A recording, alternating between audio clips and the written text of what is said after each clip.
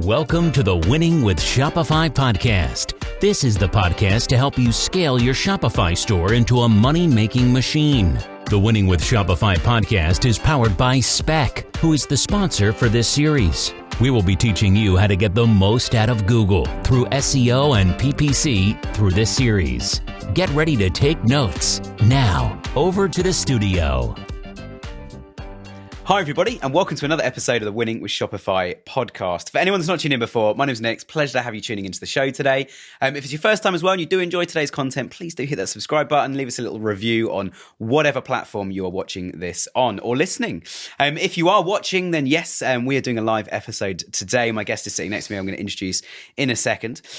This month in June, we're going to be doing something very interesting. Instead of bringing out external guests and interviewing those guys, I'm going to be bringing my team on the show, which can be super exciting. So all the episodes in June are going to be done face-to-face as far as I'm concerned, but you guys will be seeing us sitting side by side here at the Spec HQ, which is very exciting. We're going to be doing 2 weeks on PPC, and we're going to be doing 2 weeks on SEO. And we're going to teach you guys as much as we possibly can, all of our top tips about how to get some PPC campaigns set up on Google, how to do some good SEO work on your Shopify store.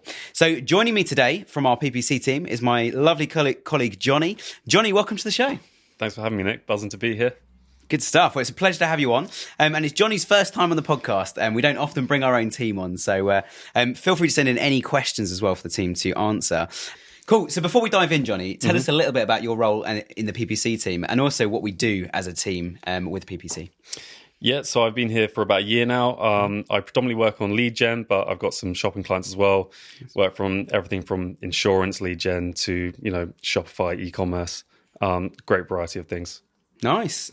And we'll dig into a lot more of that as we go through as well, guys. So, Shopify, GA4, you name it, we're covering off an enormous spectrum of stuff in the next sort of 35, 40 minutes. But we've got 17 tips that Jonny and I are going to run through, 17 things we think you should be doing on PPC when you're setting up an account, when you're trying to get stuff running. And we've broken it down to 4 sections as well. So, Jonny, kick us off. What do people need to be thinking about before they start and dive straight into Google Ads? So I think, first of all, the main thing you've got to think about is budget. How much money have you got and what are you willing to spend? You don't want to start off with a huge budget. I think you start with $1,000 to $2,000 for the first month or so. Get some data, see what's working with your ads, see what's selling. And I think it's important to know what kind of ROI you're working with, first of all, to break even, and then how much you can spend going forward and what ROI you want to aim for afterwards. Yeah, definitely. And I mean, one of the biggest dangers we get with new accounts and people starting out from scratch is when the budget is too low. Yeah. And one of the challenges here, which we'll come on to a little bit later as we go through, is data, isn't it? If you can't get enough data in, you don't know what's working. 100%. And on day one, you actually know nothing because you don't know what's going to happen yet. So, I mean, 1 to 2K, if a brand wanted to put more in, would that be a good thing? Do you think there's an element of putting too much in initially? I think it can depend on the size of your business as well. I wouldn't say. I think there's a minimum you want to spend. You definitely want to spend at least a few $1,000s. I think it just depends on the size of the business as well. A couple of things you can take into account as well are like seasonality. We had a new client recently. We were going to start their ads a couple months ago, but it was one of the lowest periods for their business in this sort of season. So we postponed it for a couple months, and then so we can build up as their business picks up. Yeah, absolutely. And I think, there's seasonality, but there's also volume of products as well. I think if you've got 20,000 products in your store, you don't want to just suddenly start advertising them all day, all day, every day, every single product. Because if you then think about how much you're going to be spending on each product on that list, you're going to be spread so thin. Yeah. And I guess one of the things we're always looking for as PPC experts, and Jonny, you'll have heard me saying this a lot walking around the office, is we don't want our conversion data, so the amount of sales we've had, to be random. You want to work on trends. Say, advertising like a range of, what would you say, like 50 to 100 products or even 1,000? Yeah, maybe even focusing on the best sellers from your site, so that you know those sell well. And if you can get a good set of data on that, you know what's starting to work. And you can build from there, definitely. Yeah, absolutely. And bestsellers are great. But we also get clients approaching us saying, like, don't sell those. We're selling loads of them. It's the other stuff we want to shift. And I mean, for anyone that's tuning in for the first time today, we've had so many guests on before talking about how to get rid of what they call dead stock. You know, stock sitting in the warehouse and it's useless to them. It's literally money on a shelf that they can't unlock that money unless they sell it. So yeah, learning from that, buying better products next time so that doesn't happen. But equally, Google can be a really good place where if you're going to put a 50% discount on all of your dead stock and chuck it out, we can run a campaign on that. And actually then you're starting to develop a bit of a USP, which we'll come on some of the marketing stuff a little bit later as well. So people, they choose their budget. And in terms of budget, what's the other big metric we've got to talk about when we're talking about money going in? Oh, well, how much return you can expect from day one, which generally when starting Google Ads, it takes a bit of time to optimize your campaign, get the data in for Google to get used to what you're selling. So generally your return will be relatively low for at least the first month. Sometimes you can go on, set up an ads account and you're flying from day one, but that's not always going to happen. I would almost say it's even more rare that happens, isn't it? Especially with the move towards AI campaigns now. It's like you need enough traction so the campaign knows who's going to buy and what's going on. Definitely. But I guess a really big challenge for people, certainly when we're looking at the financials, is people need to be realistic about what can I spend and almost completely lose. You know, that's the testing bit. So actually, if you're making $1,000 a month profit and you want to put 2,000 into Google Ads, it's not going to add up. You almost need to have 2,000 of profit first, which then means you're not going to lose anything. You're investing it and you slowly start learning. Yeah, you almost look at the first month or first 2 months as an investment. And then you gain the data from that, and then you can build up and make your money back in the subsequent months. Yeah, absolutely. Well, let's go into the second section then. So let's talk about some of the basics. So somebody's got a Shopify store right now. They want to run some Google Ads. What are the first sort of things they need to think about setting up? Yeah, so of course, first of all, you need to make a Google Ads account. That's where you're going to be making all your ads and making the actual changes. But there are a couple other steps you need to go into. So you need a Merchant Center account as well. That's where you bring all your products into from your Shopify store. You need to link that up from Shopify as well.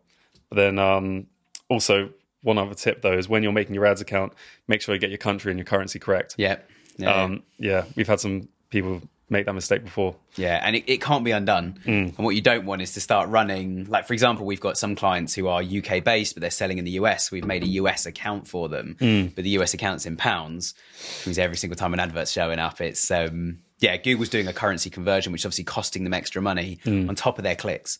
So it's hard enough to make profit from Google Ads, let alone adding in something like that to make it even more difficult for yourself. But, definitely. You want to make sure all your settings and everything correct when you're linking all the accounts as well, because once you've got all that sorted, you don't really have to worry about it too much. And if those things aren't correct, it can be a bit of a headache. Absolutely. Now, some people who haven't done this before may have heard some very interesting rumors about Google free shopping. Does it exist? And if yes, what is it? So that's something you want to turn on at the very beginning because it's completely free and your products will be listed on the Google free shopping services area. One thing you do want to do is when you've got your feed going through, make sure it's being attributed to your free shopping in analytics. Otherwise, it will be going into the wrong source and being shown as direct traffic. Yeah, absolutely. And what system do they need to turn that on in? So if someone's sitting there going, I want to run free shopping, which of the systems is it? That's in Merchant Center. Yeah, of course. So once you've got Merchant Center set up, it's very easy to do in one of the settings there. And I think one of the best things about Merchant Center as well, if you guys are running into trouble, is and I'll be honest, even as an agency, we use it constantly as live chat. So you can click on the little question mark at the top right, go into help. So if you run into any problems, for example, in Merchant Center, we've, and I'm not wanting to go on too much of a tangent with this, but let's talk about it briefly. There are so many reasons that products can get disapproved, aren't there? Like people upload products and Google are just like, nah, not doing that. Yeah. Google has so many different things that you won't even know about until you go into Merchant Center and you'll get products disapproved for, could be tax or could be some delivery information that's in slightly incorrectly, and it can kill your entire feed basically and take all your products offline. I think sometimes it's obvious, but then sometimes it can be difficult, and just go on live chat to Google and they can sort it out relatively easily for you. They are quite good. I mean, Google, I would say, is a coin flip, isn't it? Half the issues we have, they like respond immediately and just go, oh, you need to tick this box or change this, or actually you need to update something in the feed. We'll talk about feeds a little bit later. But the other times you talk to them and they're like, oh, it's probably this. And you're sitting there going, it cannot be that. It's categorically not true. That's true. Yeah. I mean, fortunately for me, my experience with them has been pretty good. It's been pretty positive, but I know some other people in the team have had issues. So yeah, you're definitely one of the more lucky people in the team. Yeah. but yeah, it can be a real challenge. And I think certainly with disapprovals, it's Google will have two sets of things they have to follow. One is, have we put enough information into that feed or information coming out of your Shopify store so that a list of products can actually be approved and be run either on free shopping or through Google Ads. But the other list they need to abide by are actually the trading laws in whatever territory or country you're looking at. So I find it quite funny because there's one part where you have to verify a phone number. And it's quite simple. You just put the number in, click call, phone rings, and it's a code. And you just type that code into Google. And it just confirms if Google or a customer phone that number, someone's going to answer it. But if you're in South Korea, there is a legal requirement to do a separate phone number verification process. So just for South Korea, that is now available in every single Merchant Center account across the world. Wow. Yeah, there's little nuances like that you'll come across. But as we say, Google are very, very useful at doing that. And Shopify has a feed that pumps out the back of Shopify that you can put straight in there.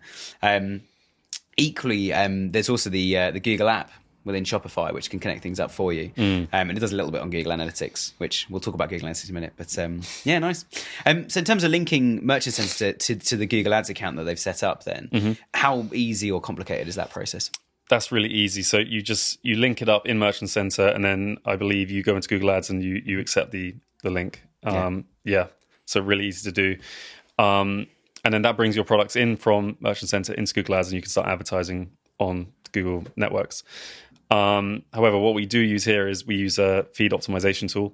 So that just lets us optimize your products through the sort of Google algorithm and make sure the correct things are being shown to people when they're searching. Absolutely. And we've got a whole section on feed coming up in a little bit. So we'll talk more about those attributes because, again, like we were saying with the Merchant Center stuff, you can run into so much trouble if you don't get things right. Definitely. Okay, so we've got everything linked up, Jonny. So we got Shopify's flowing products either into a feed optimization tool or straight into Merchant Center. Then we've got Merchant Center is all approved. Everything's all singing or dancing. Free shopping's now running. And then we link Merchant Center into Google Ads. So the products are in Google Ads, but there's no campaigns yet. Nothing's running. What campaigns are on offer to somebody on Google Ads for Google Shopping? So what you can do is you can have just standard shopping. That just shows your products just in the normal shopping feed. However, Google now have Performance Max been out for a while now, which advertises through Gmail, display, shopping, YouTube, various different areas. And that's done automatically when you can make a campaign. Nice. And I mean, which one's easier to manage out the two? Shopping, definitely. It's just really simple, and all you do is just put the assets in. It comes up on the shopping feed. Nice. But yeah, Performance Max gives you a bit more variety. You've got audience signals. You can change your ads, do different assets, which Daisy will be telling everyone about next week. Yeah, absolutely. She will indeed. And I guess one of the main things with Performance Max really is, as you said, it's full funnel, isn't it? So you've got everything from the people just seeing the first display ad and hearing about your brand for the first time, maybe with a couple of products, just a still image. Whereas, standard shopping is just on Google. Now, the killer question, someone's sitting there going, okay, they both sound cool. We don't recommend people use both at the same time. We do in some scenarios, but it's better to focus on one. Which one's going to perform better to a new brand? I'd probably say Performance Max. This is all the funnel. You get more data as well out of it. And you just optimize and tinker with it. And I think Performance Max overall. And I think because of that full funnel, we obviously find then that customers respond better to standard shopping only if they know the brand. So if they've seen the brand around the web or they bought from them before, or say Nike were, or Adidas were doing a big campaign, they could use standard shopping because everybody knows who they are. They recognize the brand when they see it on Google. So you're going to get a good return on that. Whereas Performance Max would still perform really, really well for that, I think. But we've certainly seen some clients where we've actually turned Performance Max off and turned off the big kind of AI engine and just used standard shopping, and it's outperformed it. Which is probably us just going, okay, there's a bigger amount of bottom of funnel. If we just put all of our traffic to that, then it starts to work. Nice. Cool. So that's getting everything set up. And we're talking a lot about ROI. We're talking about conversions, driving sales. If you just connect up what we've told the guys too, so just Shopify into Merchant Center, into Google Ads, that's not going to tell you how many people have bought products yet, is it? We need to do something else. What you need to do is what everyone loves doing here at Spec is tracking. To well, now you need GA4 because Universal Analytics is being turned off. So yeah, you need to set up an analytics account. Yep. Nice. And how complicated, I mean, for anyone in the US who doesn't understand our British sarcasm, tracking has been literally the go-to thing this entire year, pretty much. As Jonny says, Universal's gone in the bin, GA4 has taken over, so we've been setting them up like I have been setting them up like mad for clients. But how complicated is it to set up a GA4 account? Well, it's a bit complicated. I guess the setup's not that bad, but making sure everything pulls in correctly, everything's, all the data's in the right places, everything's being attributed correctly, can be a bit complicated. But yeah, it has to be done. Yeah. A way of setting up GA4 is using Tag Manager, and Nick, you're a proper expert on that, aren't you? Well, not by choice, but yes. Yeah. So part of this mission we've been on to set them all up is using Tag Manager. So some of the things Jonny's mentioned, if you wanted to have or if you want to track in GA4, people adding stuff to cart or product views, that's all useful information. You can actually feed it into Performance Max to tell Performance Max, I want people adding products to cart. I want them viewing my products. So you can put that in as what's called an audience signal. But to get that to track, you need to use, you need to either do something manual in the code of your Shopify store. So that's playing about in the theme, through the different checkout settings, that kind of thing, which is all a bit of a pain. So Google has this tool called Tag Manager. And the good thing about Tag Manager is you put one code on every page of the site, and on Shopify as well, you need to click it, go into settings, into the checkout section, because your website theme doesn't apply in the checkout. The checkout's hosted by Shopify. So you need to add it to the theme, add it into the checkout sections. There's 2 sections in there you can put it in, which now means Tag Manager is running on all of it. And Tag Manager is like one piece of code, and not wanting to quote Lord of the Rings too much, but it's a piece of code to rule them all. So you put that in, and then you've now got a system where you can log in and add tags within Tag Manager, and you're not touching the actual Shopify code anymore at all, which also helps with page speed. Because on the page, it's just loading one big bank of things in one hit, which is obviously important for SEO, which we'll talk about more in weeks 3 and 4. But because you can do that, you can then, within Tag Manager, say stuff like, okay, when somebody adds to cart, make that an event, ping that into GA4, and you can do it all within Tag Manager. Tag Manager as well, without going on too much of a tangent, and yes, I have learned a lot about it in the last couple of years, and not by choice. But even using Tag Manager, you can do things like adding live chat to your site. You can modify the HTML code. You can do some really funky things there. Probably a little bit advanced for today's episode about setting up Google Ads. But certainly you can do some real customization. It is an amazing tool. And I think certainly anyone that's looking to grow the business, I would make sure that your marketing team know about Tag Manager, or at least your web agency or your advertising agency know about Tag Manager and use it. Otherwise, what you find, which some of our Magento clients, and I mean, one we've been working on the last few weeks, those guys, their site is in such a mess. So if you guys are listening, I won't name and shame you, but you know who you are. But yeah, it's such a mess. There's codes all over the place, and people don't know which ones are doing anything, which ones aren't. Whereas Tag Manager can keep it all nice and organized, which is much better. So cool, definitely. But the most important thing we need, obviously, Jonny, is conversions and conversion value. So how do we say we get GA4 set up? It's tracking revenue. How do we get that then set up back into Google Ads? Yeah, so you need to import your conversion settings into Google Ads. It's pretty simple. Just go on Google Ads, click on the settings, conversions, click import, tick the ones you want, and have them coming through. And that's obviously really important. Yeah, absolutely. And there's also a cheeky button now when you link the analytics account to Google Ads. There's a button that says activate. And bearing in mind, you've just linked the two together. So if anyone from Google's watching, it makes no sense. You then have to wait 5 minutes. It's literally 5 minutes to the second, and then click activate. So just make sure you do go on this. If no data's flowing in, go and check that. But then let's briefly touch as well on audiences. So I mentioned them briefly, audiences for Performance Max. How do you create an audience? Where does it come from? Where does it go? What's the point of an audience?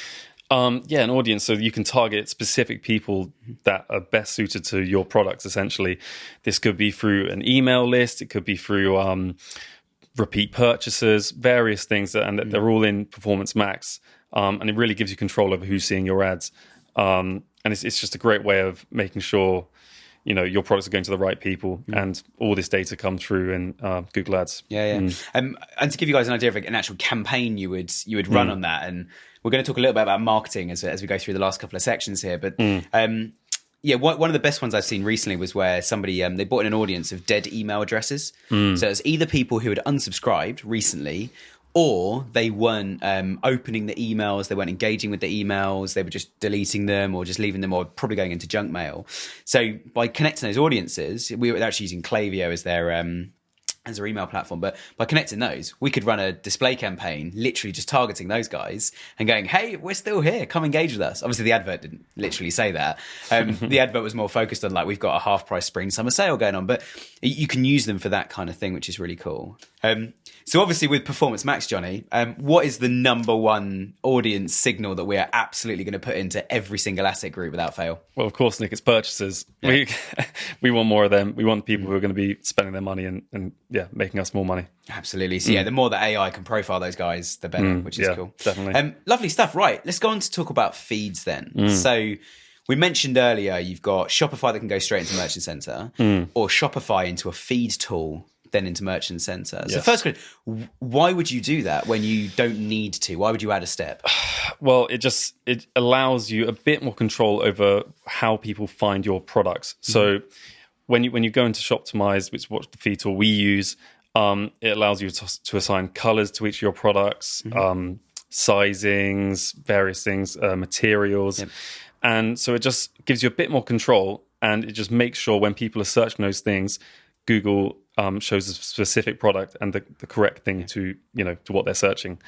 Yeah, absolutely. I mean, I often describe it as like it's the old way of doing Google, which when I started sort of 15 years ago, it was just keyword advert and that was it. So you've got to imagine everything you put in the feed then shows in the advert, obviously, which is why we need to do it. But it also drives, as you said, those keywords, what people are actually looking for. I feel the need to big up Shoptimize as well. We mentioned them by name. They're a UK-based team, so they're a great tool, but there are loads of tools out there. Okay, and Jonny, when we're actually in the feed tool then, what are we actually doing? Like, what are we setting up? What is it actually creating in that feed tool to make those things happen? Okay, so say a product's brought in from your website into the feed and it doesn't have some of the attributes on there. What we can do is set rules. So say your color is in the description, but it's not actually a tag to the product. You can say if description contains blue, make the color blue. So then when someone types the keyword blue jumper or whatever, your product will come up under that. Absolutely. And I think also there's a real competitive edge to be had here, because a lot of businesses, they're not thorough enough. They don't fill out every single column. So actually, if somebody's specifically or clearly trying to buy a blue product right now, and we've tagged blue, but most of our competitors haven't on all of our blue products, Google will favor us. The chance of us coming up is higher now because Google can't confirm. Google's not just going to read the title and description of the product. It can't be absolutely 100% sure that blue is going to be the color. I guess one of the biggest challenges we get with some clients as well is they don't call it blue, do they? They'll call it sapphire or seasonal sage, and you're like, what is seasonal sage? You look at it and go, well, that's green, isn't it? So some of the challenge we have is, which we also do with the rules, is to go, if you find like sapphire, put blue, because blue's the one the customers, and we use keyword data to find out. Exactly. Exactly. Awesome. And in terms of that keyword data then, so we're saying we want to tag stuff in the feed because that's what someone's going to type in to want to find it, etc. What tool do we use, or what tools can we use to actually find out what are people typing into Google to then know what to put into our titles, into our attributes? Yeah, I think Google Keyword Planner is probably the best one. Gives you really accurate data, and it just gives you a bit of an insight into how many times these words are searched. And sometimes you've got pretty similar words that you could tag your products with. So, for example, a client I did recently was felt. So it could be either wool or felt. Just type it into Keyword Planner, which one has the higher monthly volume search, and then, choose that one. I think it was wool. Nice. Yeah. Absolutely. And I mean, another example I could give, as soon as you said about the wool and felt one, we also have a client that they do tables that you would have in like your entrance area of your house. And everyone calls them hallway tables, but that's not what they were calling them. I think they were calling them like tallboy units or feature tables. And so having that conversation with the client, say, your customers don't call it this. And while your brand's smaller, it's probably better to just align and conform to what people are searching for. But once you get big enough, actually, we might not rely on Google and people finding the product. We've got a big enough audience now that we can push that product at people and call it what we want. Which, being brutally honest, it makes marketing more fun, being able to see it that way around, because you can actually push slightly more unique things. So when you're on Google, when a user's on Google or a customer's shopping around Google, they can click on the shopping button at the top, and you get the paid ads across the top, and that's what we're talking about with Google Ads. But the free shopping is that big bit underneath. Now, one of the biggest things is if we were selling the same pair of Nike trainers as 10 other brands, or the same sofa as 10 other stores online, you can click on that product and it will show you the 10 people selling it, the price, the delivery information, maybe even reviews. So you can have like a direct shopping comparison service at your fingertips. How does Google know that that is the same pair of Nike trainers across 10 different brands? So you want to set up either GTINs or MPNs. So these are GTINs, like a global identifier for your product. It's on like a barcode for a Mars bar. It's all the exact same for that product, and it allows Google to identify exactly what it is. You can even Google the GTIN and it'll come up with that product. Or MPNs, you have to be the manufacturer to make this, but you make your own code or MPN, and it essentially functions the same way as a GTIN does. Yeah, absolutely. And I mean, on a scale of 1 to it's really horrible, how painful can this be for some of our clients? Yeah, very, very bad. Yeah. It can be difficult, but you have to have it in your feed. So yeah. Absolutely. And I guess one of the biggest pains as well is if somebody's selling other people's brands. So if you guys are selling someone else's brand on your site, getting hold of barcode numbers from them can be a pain. But equally, if they're your own product, you just register your own, can't you? Yeah. And it costs a few dollars per barcode. Yeah, exactly. Nice. But I always like the idea of like you said about the Mars bar idea, or example. Sorry, I love that example because I love knowing that every single Mars bar in the entire world has got the same set of numbers on the back. I haven't quite memorized it, but that's the whole point of this is that product always has this identification number completely globally. So, Jonny, let's talk about a couple of elements in the feed then, which I think are really, really important. Well, I know they're absolutely vital to the feed. The first one is Google product category. What is that and how does it work? So Google has their own directory of categories, and they've essentially got every sort of different type of product you could possibly think of, categorize them into their whole sort of book, I guess, online book. And then you want to set each product with one of these so that when people are searching for it, that product, yours comes up. So, for example, it could be garden furniture, and then that will come up when you search it. Nice.